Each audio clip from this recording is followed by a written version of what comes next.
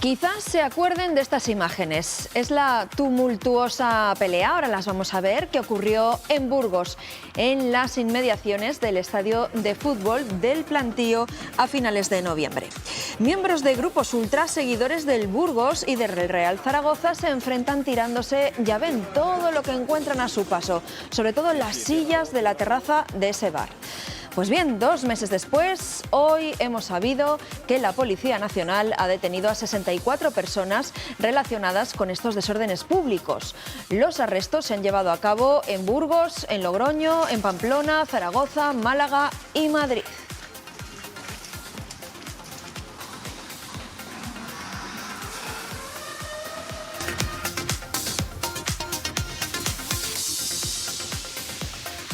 Hola, ¿qué tal? Golpe policial a los disturbios que se produjeron ese día entre las dos hinchadas ultras de esos dos equipos de fútbol, el Burgos y el Zaragoza.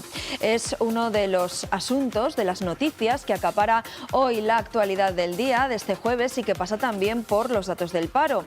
No son buenos. 3.600 desempleados más en Castilla y León en el mes de enero, casi un 3% más que en diciembre y una subida mayor de lo que aumentó en el conjunto del país. En España el paro creció en 70.000 personas más. Luego lo vamos a analizar qué hay detrás de ese incremento. Es además hoy un día de protestas en los hospitales y centros de salud de toda la comunidad. El sindicato CESIF ha convocado paros esta mañana para denunciar la situación de caos, dice esta organización, que sufre la atención sanitaria en Castilla y León.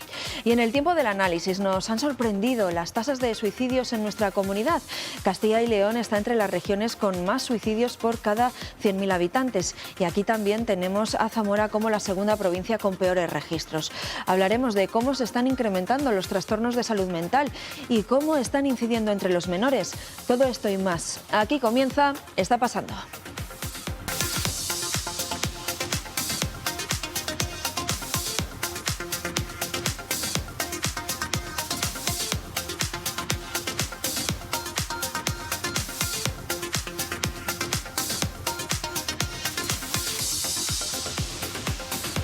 Vamos a empezar analizando los datos del paro. El mes de enero vuelve a reflejar un aumento del número de desempleados, tanto en España como aquí, en Castilla y León. Eduardo. Los datos reflejan, Pilar, el final de la campaña de Navidad e indican que en enero aumentó el paro. Lo hizo en todo el país y aquí en Castilla y León medio punto más que la media de España. Vamos a verlo a continuación. El número de desempleados en nuestra comunidad autónoma aumentó en el mes de enero un 2,98%. Eso se traduce en 3.653 parados más, hasta un total de 125.000. Esto respecto al mes de diciembre, respecto a enero del año pasado son unos 4.000 parados menos. En todo el país el paro, pues ya ven que subió medio punto menos de lo que lo hizo aquí, casi un 2,5%. Hay 70.000 desempleados más y ya son algo más de 2.700.000 en total. Si nos fijamos en las afiliaciones a la Seguridad Social, Castilla y León perdió en enero 11.030 afiliados. Es una caída del 1,17% respecto a diciembre, hasta rozar los 930.000. También cayeron en el resto del país. La Seguridad Social perdió 215.000 afiliados. Sube el paro, por tanto, respecto a diciembre, pero baja un poquito respecto a enero del año pasado. Vamos a preguntar por este dato y qué hay detrás de este aumento del paro a Ángela de Miguel. Ella es la vicepresidenta de la COE aquí en Castilla y León. Ángela, muy buenos días. Hola, muy buenos días. Bueno, en primer lugar, con la actualidad de la jornada, ¿cómo valoran en esta organización empresarial el dato? 3.600 parados más en Castilla y León. ¿Entra dentro de lo esperado con el final de las fiestas o qué más hay detrás? Bueno, la verdad es que nosotros, por desgracia, llevamos ya tiempo diciendo que estamos en una senda de desaceleración de la economía y, por desgracia, pues esperábamos que estos datos negativos, porque como van asociados también a otros indicadores como la creación de empresas, pérdida de población, el crecimiento de la actividad industrial, etcétera, etcétera, que también están indicando pues una mala situación de la economía en Castilla y León y que bueno, pues hay que tomar medidas como nosotros llevamos mucho tiempo diciendo y proponiendo. Ángela, a partir de ahora nos ha pintado un poco ese escenario a futuro. ¿Qué previsiones manejan ustedes sobre la contratación? Teniendo en cuenta además que el Gobierno acaba de subir el salario mínimo a 1.080 euros, sin contar precisamente con la COE, que no fue a la reunión. ¿Qué efectos puede tener aquí en Castilla y León?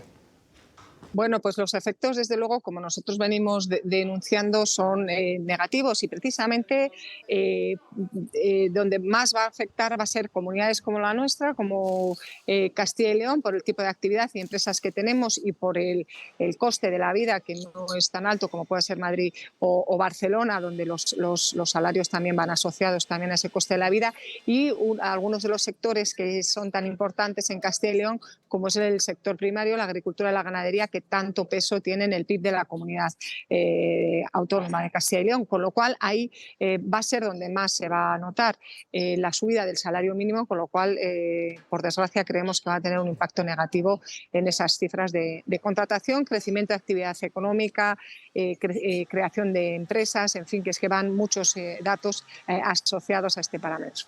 Sí, precisamente, Ángela, el presidente nacional de COE, Antonio Garamendi, argumentaba el otro día, después de dar plantón a la ministra y los sindicatos en esa reunión, que el Ministerio no ha escuchado esas demandas de su parte en el tema de los agricultores y ganaderos, ¿no? ¿Qué necesidades específicas tienen y que no está escuchando el Ministerio de Trabajo?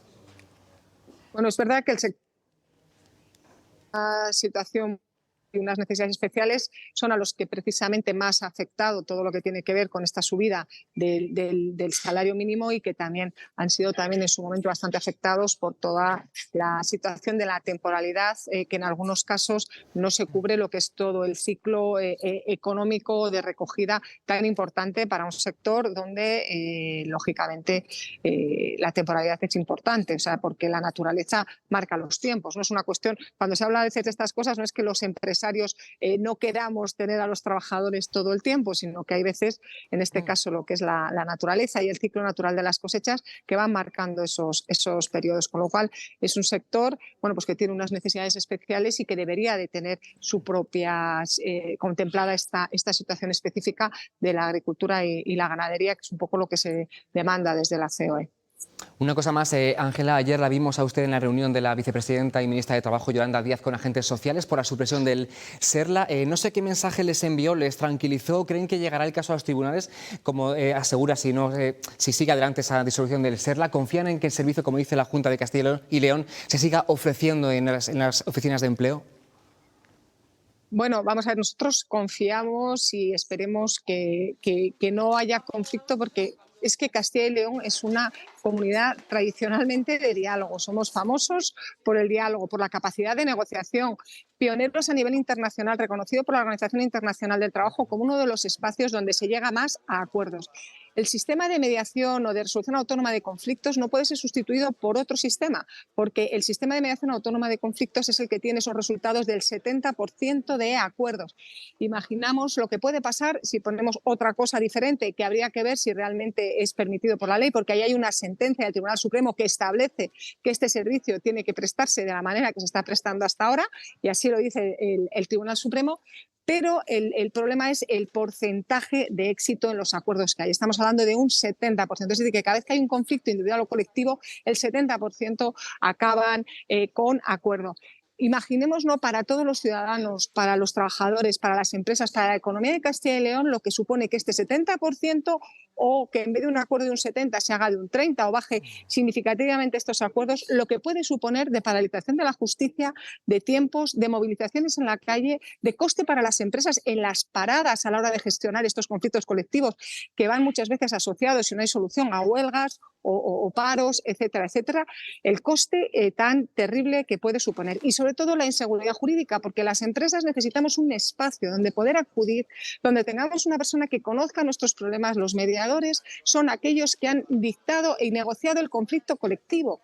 Saben por qué han puesto esas cláusulas en el conflicto colectivo, son los que han hecho la norma y los que van a ayudar a llegar a acuerdos sobre el cumplimiento de la norma. Por eso es tan importante y tiene tanto sentido estos mecanismos de resolución autónoma de conflictos, que tienen unos índices de acuerdo infinitamente superiores a cualquier otro sistema recogido por funcionarios, que desde luego no es un sistema de mediación y no es un sistema de mediación autónoma de conflictos, lo que lleva a unos índices de éxito infinitamente menores, que podrían estar en algunos casos por debajo del 40%, con lo cual realmente el problema que se nos plantea es muy importante y que afectaría desde luego a todos, y esa inseguridad jurídica de que cuando venga una empresa a instalarse, que tenga su propio convenio colectivo, va a tener un espacio donde se va a poder reunir con un mediador profesional que conozca bien del tema, que se esté hasta las 3 de la mañana si hace falta para llegar a un acuerdo y buscar una solución para luego no tener que ir a los juzgados y estar 6 meses con problemas dentro de la plantilla. Pues la empresa, cuando vaya a elegir dónde instalarse, pues pensará y querrá un espacio que existe en las 17 comunidades autónomas, es decir, que no es algo nuevo de Castilla y León y que además la Unión Europea considera el modelo más adecuado. Hemos estado reunidos también con el comisario de Empleo y lo que ha decidido el comisario de Empleo es que las recomendaciones que está preparando la Unión Europea es para ir en este sentido, con lo cual se va a eliminar un servicio y una manera de trabajar que va a ser la que luego va a volver a implantar para cumplir con las recomendaciones de la Unión Europea, y que también la propia normativa española, y así está, las 17 comunidades autónomas, es para algunas situaciones la que está contemplando, con lo cual creemos y esperamos y estamos convencidos de que se mantendrá el servicio tal y como está, con esa resolución autónoma de conflictos, porque vemos muy complicado que se pueda hacer de otra manera y además, por desgracia, pensamos que acabamos de dar unas cifras económicas negativas, pues creemos que lo que funciona no hay que tocarlo. No olvidemos, 70% de acuerdos. Imaginamos lo que puede suponer eso yendo a los juzgados. Aquí se van de la mano patronal y sindicatos, sin fisuras. ¿Todo esto se lo han comentado a la Junta de Castilla y León? ¿Ha intentado convencer a la Consejería de Industria y a la Junta de Castilla y León de esos argumentos para que no siga adelante como parece que está siendo en sus planes?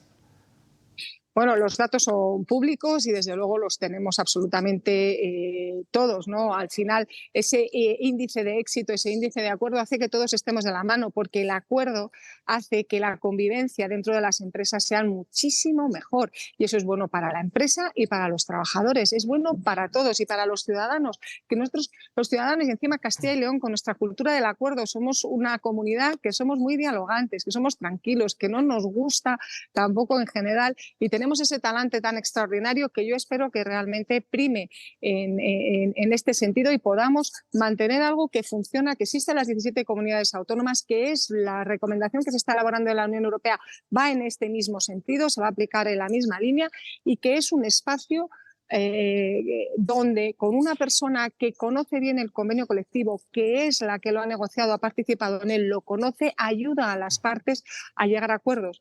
Eso no se puede sustituir y no es equivalente si lo sustituimos por un funcionario que, además, no olvidemos, dentro de lo que es la autoridad laboral de la administración, es una persona que además puede o tiene competencias sancionadoras, etcétera, etcétera, con lo cual estamos hablando de que no tiene nada que ver, estamos hablando de dos cosas diferentes, y ahí están acuerdos en un caso y en el otro muy inferiores, y como mucho pues estamos al 40%, y en algunos casos los colectivos estaría preparada la administración ahora mismo para absorber toda la cantidad de convenios que está aumentando, y este año va a ser muy complicado, es muy complicado para las empresas, muy complicado para la economía, lo estábamos viendo con los datos de empleo que acabamos de escuchar ahora mismo, negativos. Eso hace que se discutan determinadas cuestiones de los convenios colectivos que afectan a todos los trabajadores de un sector o de una empresa, y por eso es tan importante y es un momento muy delicado para hacer cambios, cambiar algo que funciona. Vuelvo a recordar, 70% de acuerdos, que se acaba rápido, que se elimina la conflictividad,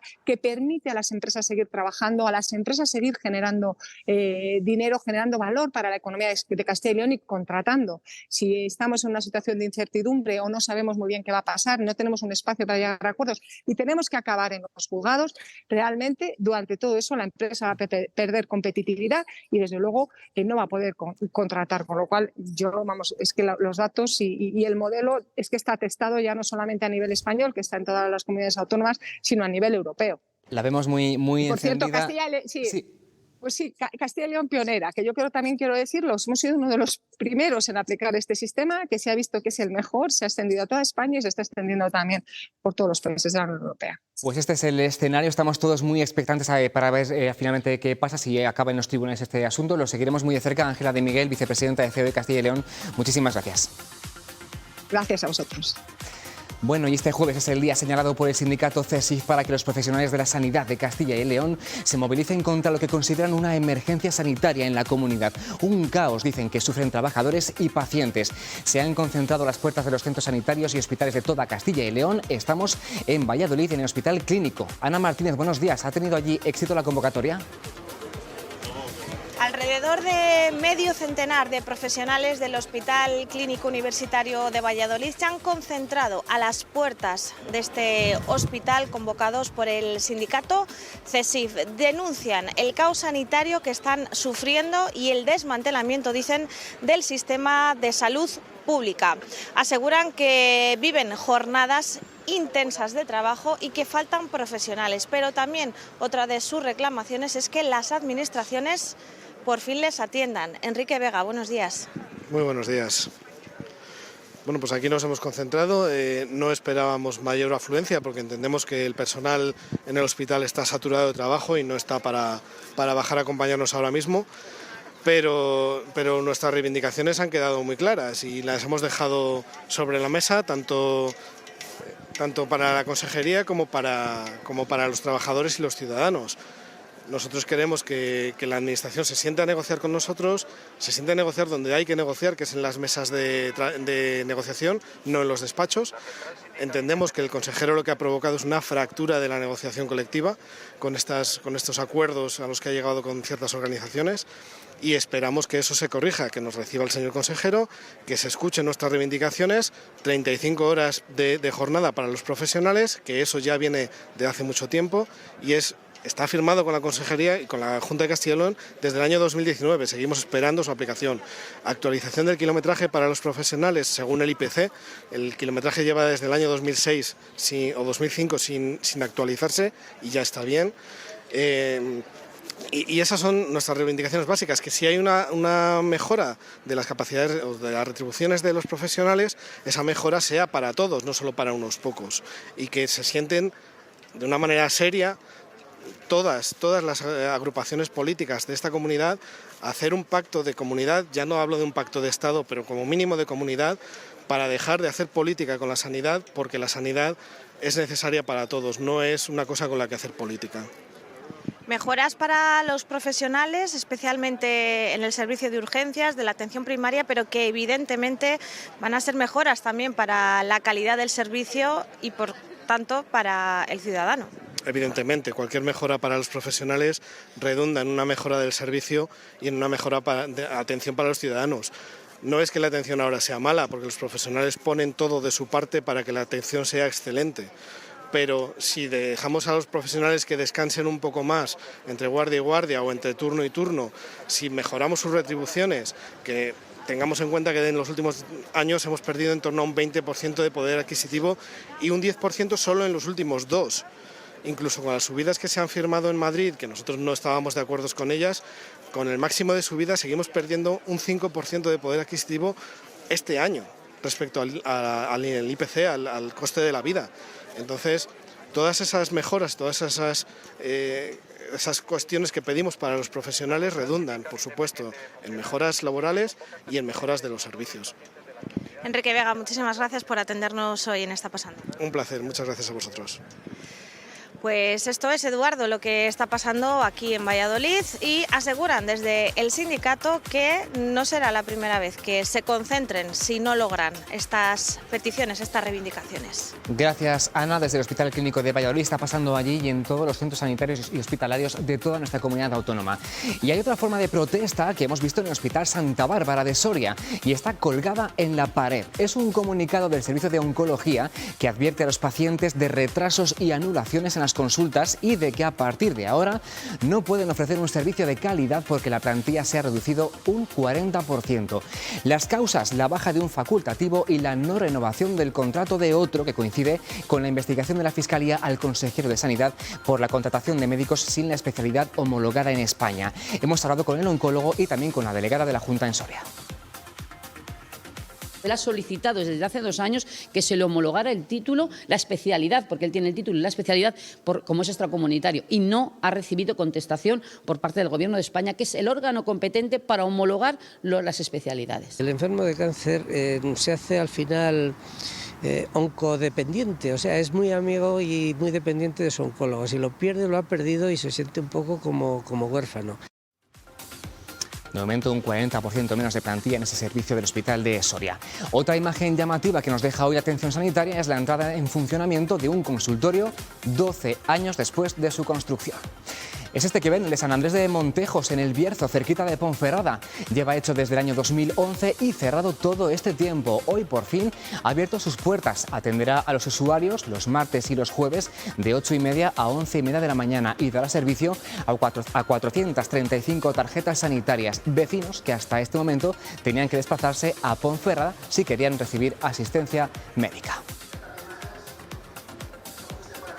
Y de las concentraciones sanitarias, del paro y sobre todo de la amenaza del Gobierno con llevar a la Junta a los tribunales si persiste en la disolución del SERLA, se espera que hable hoy el portavoz de Gobierno regional en la comparecencia posterior al Consejo de Gobierno. Acaba de empezar, escuchamos como siempre en directo el comienzo de su intervención. En definitiva, ven ustedes que estamos hablando de un Consejo de Gobierno que tiene una orientación básica hacia los servicios públicos esenciales, la sanidad fundamentalmente, mejorando todo el sistema sanitario de nuestra comunidad, el tratamiento y comodidad de los pacientes, que se orienta con carácter preventivo a la lucha contra los incendios forestales, y hablamos de ello durante el invierno, y que además sigue gestionando unos fondos europeos Next Generation que van llegando a nuestra comunidad y que están siendo útiles pues, para bajar el consumo energético de los hospitales, instalando plantas de autoconsumo, para poner en marcha nuevas instalaciones y equipamientos en el ámbito sanitario, o bien para mejorar la ciberseguridad en el conjunto de la Administración pública.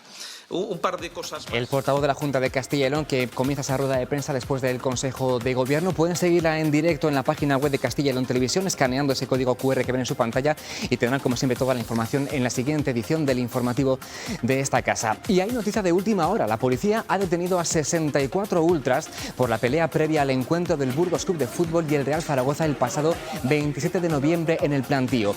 Horas antes del partido se produjo esta riña tumultuaria cerca del estadio.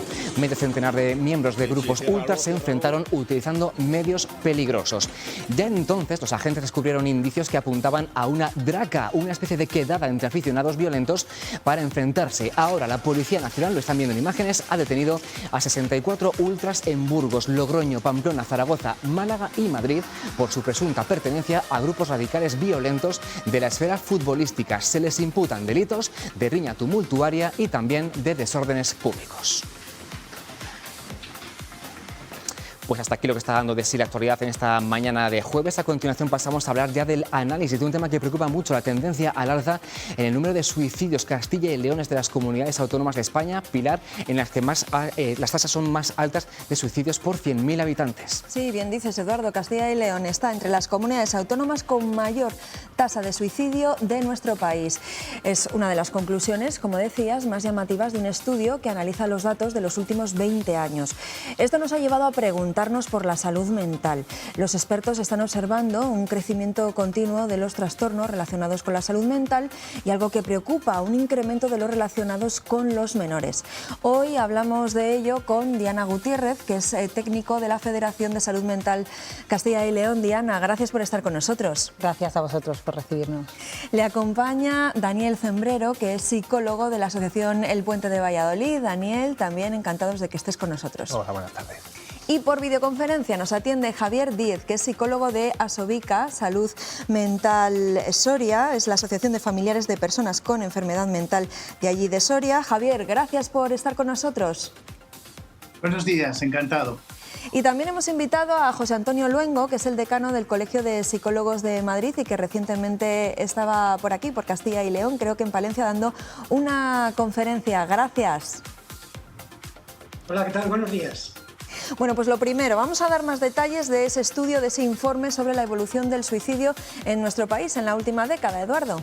Sí, es un estudio de la Universidad Complutense de Madrid y del Centro de Investigación Biomédica en Red de Salud Mental, que ha detectado, como decíamos, desde 2018 una tendencia creciente en la mortalidad por suicidio, acelerada sobre todo después de la pandemia. En 2020 fallecieron por suicidio 3.941 personas en toda España. Eso era un 3,6% más que el año anterior. Y en 2021, el dato más reciente, fueron 4.003 personas, a su vez un 0,8% más. Eso supone, ahí lo ven, una media media de 11 suicidios, 11 personas que mueren así cada día. Prácticamente 3 de cada 4 fallecidos por suicidio son hombres.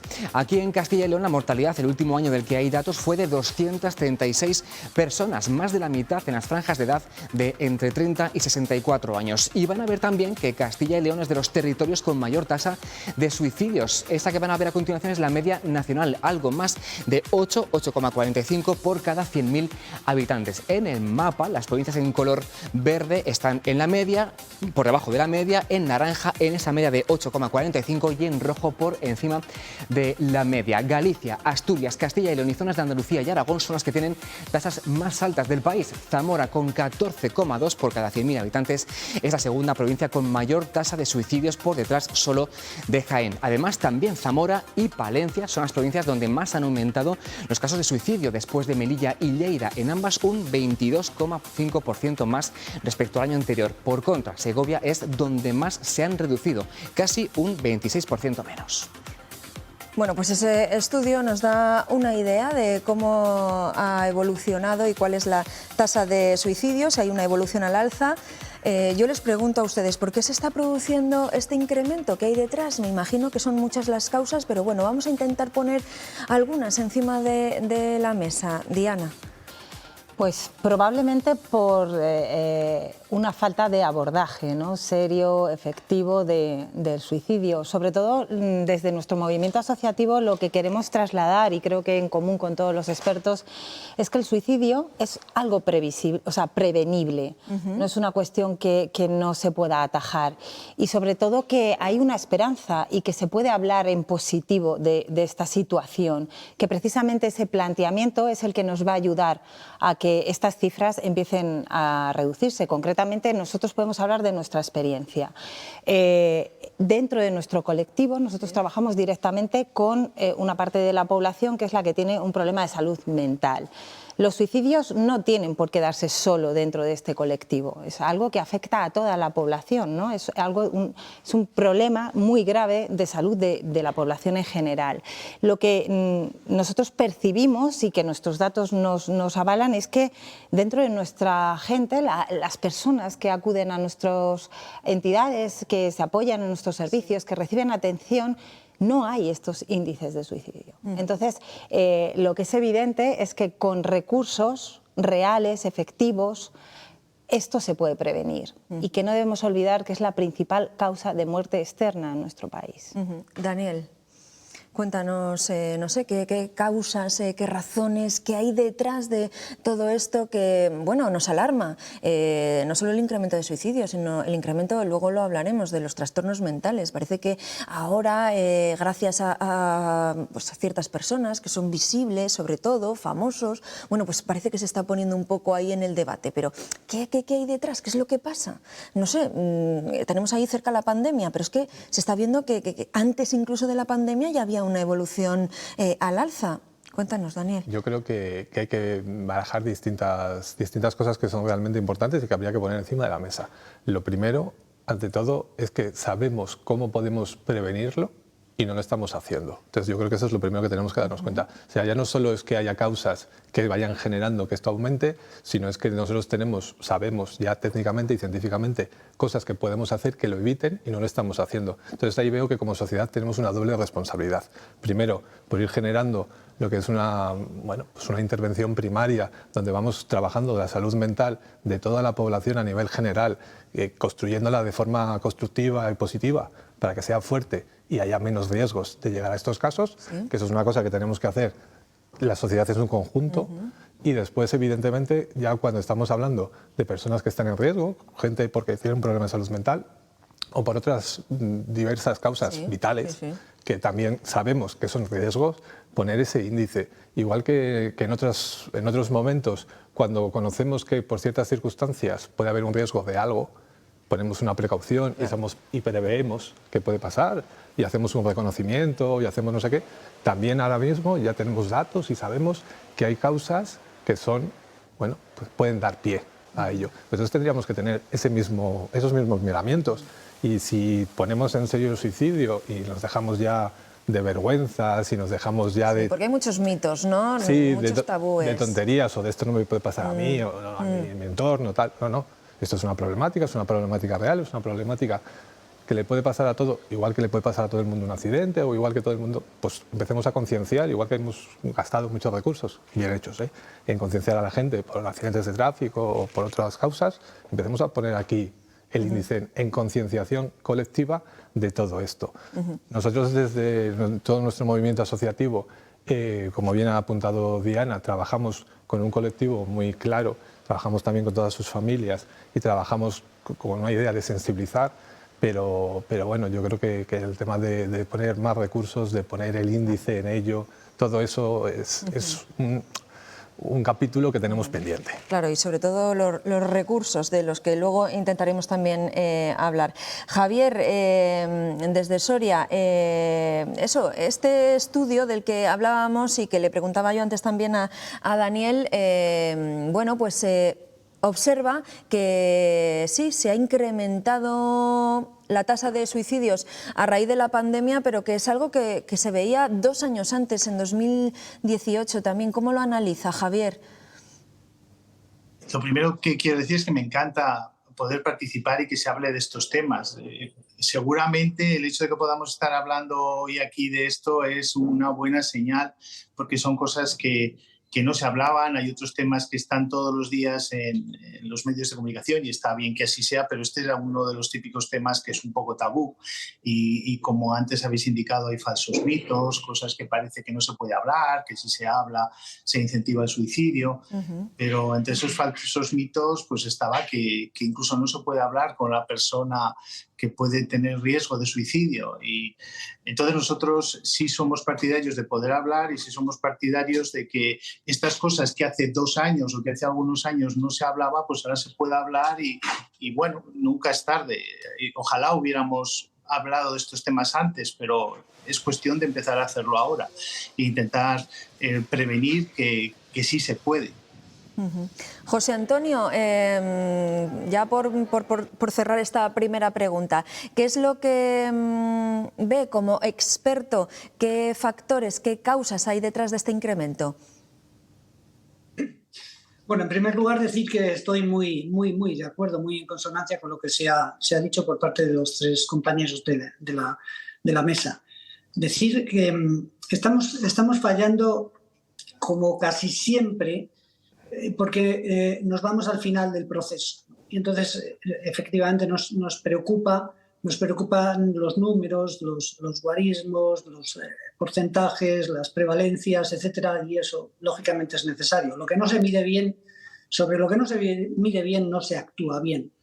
Pero el asunto tiene que ver con que casi siempre en este tipo de debates el tema de los recursos acaba saliendo como una recurrencia, y pensando sobre todo en recursos en el marco de la atención especializada en salud mental. ¿Son necesarios ahí? Por supuesto que sí. Son necesarios para atender, para cuidar, para tratar la enfermedad, los trastornos, las dificultades graves de las personas. Pero si no actuamos en el contexto preventivo, en lo que la Organización Mundial de la Salud detalla, sustancia como prevención universal, y en la selectiva no lo vamos a hacer bien. Nosotros sabemos que hay colectivos muy vulnerables, entre ellos están las mujeres, están las personas con discapacidad, están las personas que se sienten solas. Esto puede tener mucho que ver también con una parte de nuestro país que llamamos vaciado, ¿no? Pero también están los niños, las niñas y los adolescentes como colectivo, como franja de población muy vulnerable.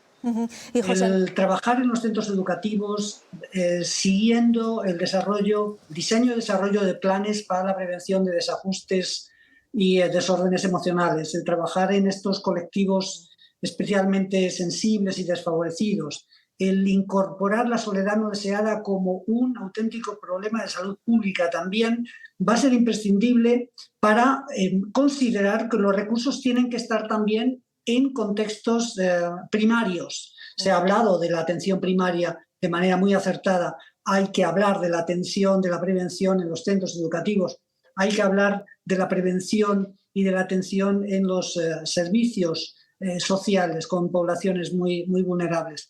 Pero muy de acuerdo en que falta la capacidad para entender y sobre todo la responsabilidad para entender que de esto tenemos que hablar, pero tenemos que hablar constructivamente, porque entre el ruido y el silencio hay un espacio adecuado que es el tratar con madurez, con responsabilidad, con ciencia y con evidencia, porque el ruido también hace daño de una manera muy significativa. José Antonio, con respecto a eso, es que en la conferencia del otro día en Palencia, hablando de los menores, claro, usted hacía referencia a que la mitad de los casos de enfermedad mental se gestan antes de los 14 años. Claro, a mí me ha llamado muchísimo la atención con qué puede estar relacionado eso, con, no sé, la situación económica, la afectividad. Dígame usted. Es una pregunta muy interesante. Todos estos datos que yo pude dar el otro día en Palencia, en esa bella ciudad, están tasados y extraídos de estudios, sobre todo de metaestudios, es decir, de estudios muy recientes que, analizando miles y miles de historias clínicas de personas con enfermedad mental, con trastorno psicológico, han podido determinar cuándo se iniciaron. Y lo que nos dice la evidencia es que efectivamente 5 de cada 10 casos, aproximadamente un 50%, se inician en la infancia y en la adolescencia. Esto es algo que se viene conociendo desde hace tiempo, pero sin embargo no se han puesto mecanismos para incorporar, allá donde están los niños y los adolescentes, incorporar estos medios para generar buenos planes y programas de prevención. Y se decía antes, y se decía muy bien, sobre todo para habilitar espacios que permitan a los chicos y a las chicas entender que el malestar psicológico forma parte de la vida, el tener capacidad para caerse y levantarse. Vivimos una etapa en la que la fragilidad se ha convertido prácticamente en el escenario más habitual. Niños y niñas muy frágiles. Llevamos 2 generaciones educando en un modelo asentado en la idea de incorporarlos en una especie de cápsulas. En los que los estamos sobreprotegiendo a nuestros niños. Efectivamente, esa sobreprotección se sabe, está suficientemente tasado científicamente, es tremendamente perjudicial. Pero en general crecer, madurar, y sobre todo en estas edades, es siempre complejo. Pasar de la infancia a la adolescencia es muy difícil. A los adultos se nos olvida, pero son momentos en los que uno duda de todo. Duda de quién es, de cómo José Antonio, es. perdona que te corte, pero está Diana, claro, asintiendo, claro que voy a darles también un poquito de voz a ellos. Diana, me imagino que lo que está apuntando José Antonio, ¿estás totalmente de acuerdo? Absolutamente de acuerdo y por llamarlo de alguna manera, porque además es una reivindicación que llevamos arrastrando desde todo el movimiento de salud mental, que estamos en toda España, es una asignatura de educación emocional. Todas las personas, pero sobre todo lo que él decía, ¿no? Antes de tener que necesitar recursos para arreglar lo que ya está roto, digamos de alguna manera, vayamos al origen, vayamos a educar y formar a las generaciones más jóvenes para conocerse, para conocer su gestión emocional, para hacer frente a cualquier situación, a una pandemia que nos afecta a nuestra salud mental, estaremos fortalecidos y tendremos herramientas para afrontarlo, a una crisis económica, a una separación de unos padres, a una ruptura emocional, no sentimental, a todos estos factores que sabemos que de una forma u otra sí que inciden en el estado emocional, a veces llega a convertirse en un problema de salud mental, incluso a veces llega a ser el origen o el causante que decide que alguien empieza a tener ideaciones autolíticas o pensamientos, ¿no?, de suicidio. Por supuesto, es una reivindicación que venimos haciendo. Nosotros concretamente, por irnos a Palencia, ¿no? Y yo siempre soy de un carácter muy también reivindicativo. El año pasado en Palencia se han estado haciendo acciones concretas, específicas de sensibilización, de eso, de ir al origen. Se ha estado en 10 centros escolares, se ha formado a más de 1.700 personas del alumnado, hemos estado en otros 5 centros, a casi un centenar de profesorado. Estamos formando en la salud mental y en el suicidio concretamente. Esas iniciativas parten nacen de las asociaciones. De nosotros, con nuestros recursos. Por eso no, también es una reivindicación que yo hago. Claro, hay muchas ideas, hay mucho papel, hay mucha teoría, hay un marco estupendo, pero necesitamos recursos. Sin recursos, nuestras entidades no pueden contratar personal. Si no hay personal, no podemos atender a la gente. Estamos sensibilizando y les decimos, chicos, chicas, si tenéis un problema, si os sentís mal, si tenéis un malestar, acudid a la sanidad, a vuestros profesores, a nosotros como movimiento asociativo. Y resulta que se nos empieza a acumular gente, empezamos a tener lista de espera. ¿Por qué? Porque no tenemos recursos. Claro. Entonces, sí o sí, aunque suene a lo mejor a la sociedad, siempre vienen pidiendo cosas o recursos, es que sin recursos no podemos hacer efectiva ni la formación, ni la educación, ni la atención. No, en el caso del suicidio es básico, fundamental, prioritario. En cuanto hay un índice de riesgo, atender rápidamente. Daniel, ¿cómo reciben los chicos, las chicas cuando vais a las, no sé si vais a las aulas de Castilla y León o cómo actuáis? ¿Cómo lo reciben ellos toda esta información? ¿Es la primera vez con la que se topan, pues eso, que pueden hablar de estas cosas y que no está mal hablar de estas cosas, que de hecho tiene muchos beneficios para ellos? Esto es curioso cómo ha ido cambiando a lo largo de los años, porque cuando nos presentábamos en los centros y presentábamos proyectos de este tipo hace no tanto, desde las direcciones de los centros. Y daba como miedo, ¿no? Sí, Abordarlo. muchas veces decían, ¿por qué nos vamos a meter en estos jardines? Claro. ¿Qué pintamos, Si aquí no hay... ¿qué pintamos nosotros Claro, aquí? sí, sí. Y eso en muy pocos años ha cambiado radicalmente. De hecho, ahora sí que hay mucha demanda por muchísimos centros educativos de trabajar estos temas, de ver cómo se trabajan estos temas, porque es verdad, todo el profesorado, yo creo que la mayoría entiende que es importante, pero no sabe cómo.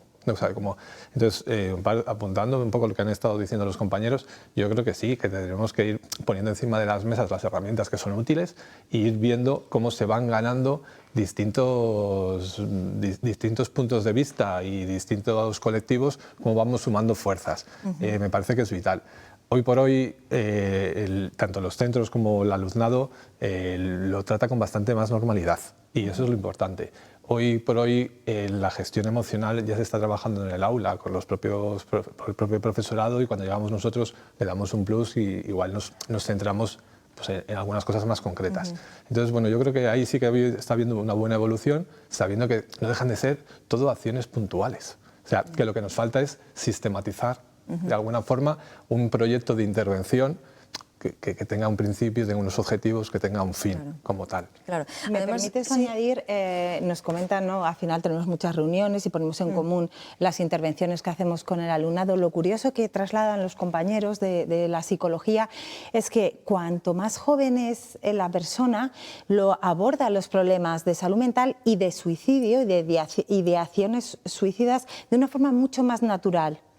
Y lo exponen sin tantos tabúes y sin tantos prejuicios. O sea, ellos lo ven con naturalidad, necesitan que el resto de la sociedad y del sistema les ayude, les apoye y les dé una respuesta. Y uno de sus problemas que detectan, ¿no? Que detectáis, sobre todo los psicólogos, es la falta de herramientas para hacer frente a la frustración. Ese es un matiz que hay que cuidar mucho. Claro, también. que es un poco en la línea, ¿no?, de lo que apuntaba José Antonio. Luego, claro, estamos viviendo un momento, por ejemplo, que ya lo sé que muchas veces los medios de comunicación eso apuntamos en las redes sociales, pero estamos viviendo un momento de redes sociales en la que todas las vidas son bonitas, que están muy bien las redes sociales porque también motivan muchas causas, denuncian muchos problemas, pero hay como cierta generalidad, ¿no?, de que todo es bonito, todo es precioso en la red social. Claro, cuando me imagino que una persona que se está formando, un niño, ve lo bien que les va a otras personas y a él no, pues imagino que es un choque brutal. Nos pasa a los adultos, pues imagino que con los niños todavía nos encontramos con mayor problema y pueden surgir muchas cosas, claro, no lo sé. Las redes sociales, yo creo que uno de los mayores problemas que tiene es que no permite profundizar al individuo, a la persona, en todo lo complejo que es la vida en general. Entonces yo creo que no es tanto el que sea una cara bonita, una foto bonita, una historia bonita.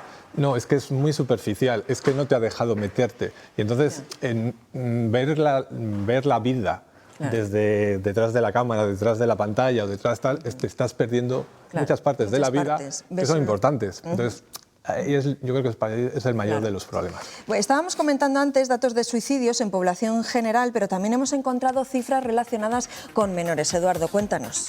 Hablaba antes de los grupos de edad donde se dan más casos de suicidio, pero como dices hay un dato alarmante y es el del incremento de esos casos entre los menores de edad. Desde el año 2019 se ha triplicado prácticamente el número de fallecidos por suicidio que tenían menos de 15 años. Con cifras oficiales van a ver que fueron 7 en el año 2019, el doble, 14 en 2020 y 22 en el año 2021, que es el último del que hay cifras confirmadas. Los expertos señalan el aumento después, sobre todo de la pandemia, que intensificó los riesgos psicosociales, aislamiento, maltrato intrafamiliar, hacinamiento, abuso de las tecnologías, barreras asistenciales a la salud mental, pobreza.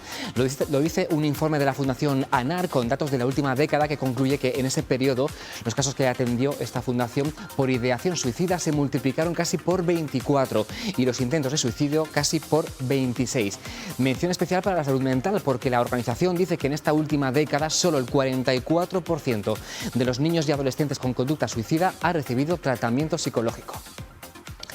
Bueno, pues le voy a preguntar a Javier, que creo que es coautor de una guía para prevenir el suicidio. ¿Cómo se afronta un caso así? ¿Cómo se afronta pues, un caso de un intento de suicidio de un menor? ¿Cómo debemos afrontarlo? ¿Cómo debe afrontarlo la familia? Claro, como comentaba José Antonio, muchas veces ya llegamos al momento final, ¿no? Cuando ya se está casi produciendo, cuando casi la persona... Pero es necesario hacer un trabajo que venga desde atrás, o sea, ver cuando un padre pierde la comunicación con su hijo, ver cuando una persona está ausente, está triste, atreverse a afrontar determinados problemas de tristeza, de personas que no encuentran su sitio en la vida, atreverse a hablar de estos temas, ir produciendo este cambio desde todos los sectores. En los medios de comunicación yo también veo buenos esfuerzos en este sentido, atreverse a que la gente no esté sola, a que se atreve a hablar de determinadas cosas. Esas me parecen cosas muy, muy importantes para no tener que solo hablar del momento justo que es tratar de salvar la emergencia, proteger a las personas que hay involucradas, intentar proteger a la persona que tiene este intento autolítico, autolesivo. Y entonces es como que hay que intentar que venga desde atrás. Yo tengo esperanza porque bueno, hay partes que vienen de atrás, que es trabajo sin hacer, y luego hay una parte muy importante de determinadas cosas que hay que encajar, como nueva información, redes sociales, un montón de cosas nuevas que todavía no hemos aprendido a manejar. Pero yo decía que yo soy esperanzado con estos temas porque yo me acuerdo cuando era niño lo que pasaba con el tabaco, ¿no? Que el médico te recibía fumando, que fumaban en los autobuses, tu profesor fumaba y antes parecía una cosa totalmente imposible que eso cambiara y afortunadamente han cambiado muchas cosas. Y ahora poder hablar de estos temas, darles importancia y, por ejemplo, en nuestra asociación, pues nuestra preocupación por este tema ha hecho que elaboremos una guía que por una parte es una recopilación de información y por otra parte es un protocolo para actuar en los casos con distintos niveles dependiendo del nivel de gravedad o del nivel de riesgo. Claro, entonces, qué bien que... pues afortunadamente... Sí. No, que te decía, Javier, que qué bien, ¿no? Que podamos tener algo de referencia, porque me imagino que estamos muy perdidos. Cuando nos ocurre un caso de este tipo, ¿no? Cómo enfrentarnos, pues no lo sabemos precisamente por lo que decíamos antes, ¿no? Porque nos daba en el pasado como miedo, y bueno, nos sigue dando seguramente como miedo, cómo actuar o enfrentarnos a la situación que nos encontramos. Y claro, me da mucha rabia, que son la 1:18, me están diciendo que me tengo que marchar, me da mucha rabia porque casi no hemos empezado a hablar del tema y claro, podríamos seguir mucho más, así que os voy a emplazar a que hemos dado unas claves, unas pequeñitas claves para que podamos hoy empezar este tema y os voy a emplazar a otro programa para que podamos seguir hablando. Nos alegramos de que las asociaciones estéis haciendo mucho trabajo en torno a esto y ojalá podamos seguir trabajando, podáis seguir trabajando en los centros educativos y bueno, pues a nivel de la sociedad en general. Muchísimas gracias. Me voy a tener que despedir. Diana, Daniel, Javier y José Antonio, gracias por haber estado con nosotros. Ya sabéis que el tiempo es el que es. Voy a hacer una pausa para la publicidad y enseguida volvemos. Hasta ahora.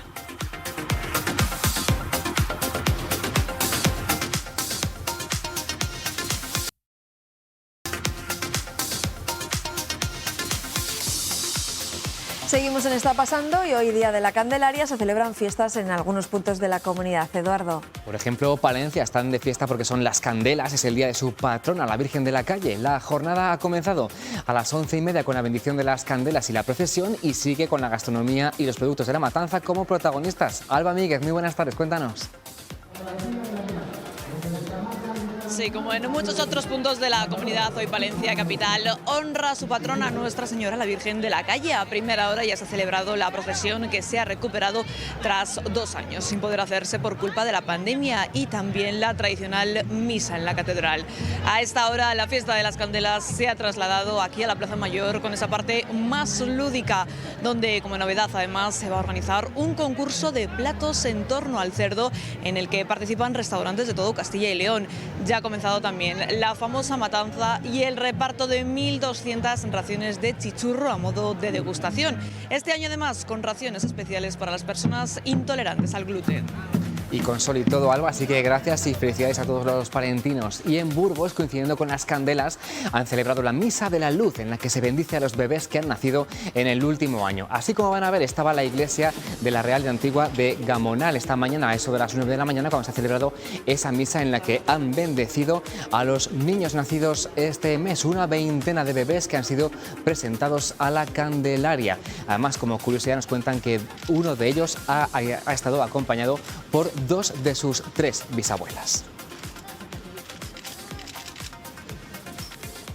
Por otro lado, en Segovia, la alcaldesa de la capital segoviana ha cedido por unos días el bastón de mando a las alcaldesas de Zamarramala, 2 mujeres que ostentarán el poder de forma simbólica desde hoy hasta el próximo fin de semana. Hoy han ido a recoger ese bastón de mando, así como ven, ataviadas con el vestido de visitar. Este fin de semana será el día grande de esta festividad, que será el domingo. 2 alcaldesas en Zamarramala por tiempo limitado desde hoy y hasta el fin de semana. Y hoy además es el Día Mundial de los Humedales. Con este motivo el consejero de Medio Ambiente está hoy en las lagunas de Villafáfila, en Zamora, y por eso queremos que nuestra última imagen de hoy sea la de ese espectacular paisaje. Las lluvias caídas el mes pasado después de un periodo de sequía han devuelto a este espacio todo su esplendor. Esta reserva natural en Tierra de Campos es uno de los lugares más importantes además para la observación de aves procedentes del centro y norte de Europa que vienen aquí a pasar los meses más fríos del invierno.